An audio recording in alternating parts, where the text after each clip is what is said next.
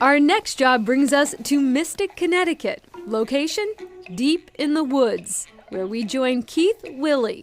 Title? Metal detectorist, you lost it, I find it. I help people find the thing that was most valuable to them. An heirloom that they recently lost, whether it be something, their grandparents hid in the house and they just don't remember where they hid it.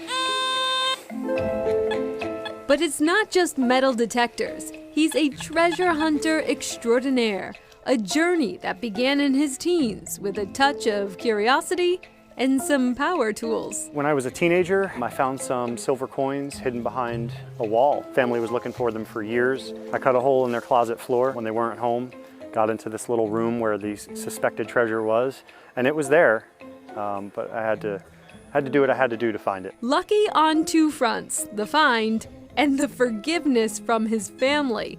That moment launched an incredible career. Just some of Keith's work, this cash stash in Western Massachusetts. One of his finds in 2021, Great Depression-era money found in an old home just weeks before the family sold. From valuable coins to sentimental jewelry, a decade into his sleuthing, Keith says he has recovered and returned more than $300,000 worth of goods and brought about a whole lot of smiles. Tears, excitement, shock, disbelief. We don't know what to say. It's hard to even describe.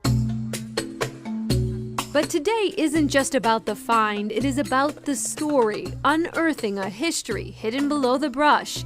On May 26, 1637, 2 hours before dawn, the Puritans and their Indian allies march on the Pequot village at Mystic, slaughtering all but a handful of its inhabitants. In 2015, evidence of Pequot life here was found.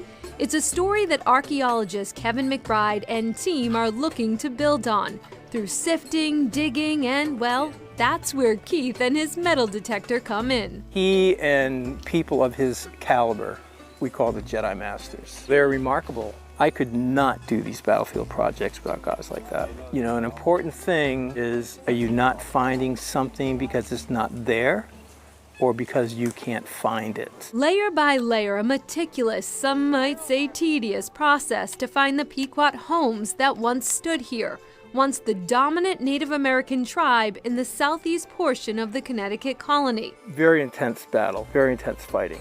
Along the way, one of the narratives of one of the commanders mentions we encountered a small village and burned it. And we thought, wouldn't it be great if we could actually find it? The metal detector, that's important to find battlefield remnants and trade goods from brass to copper.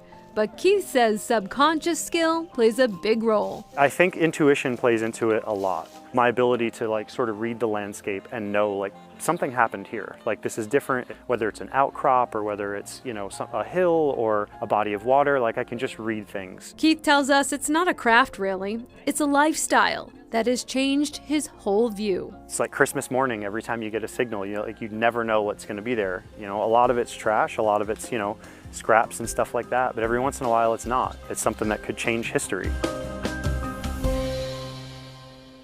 Keith is still working with the team in Mystic, and after he found a brass kettle buried under the earth with his metal detector, they actually named a hill after him, Keith Hill, for all of his contributions. Now that is an accomplishment. And his next project, he's actually working with a family that have maps to guide them here to try to find money hidden in their home. Of course, his job, find it. Find it. And he's done it well in the past. Coming up, a mogul in the making.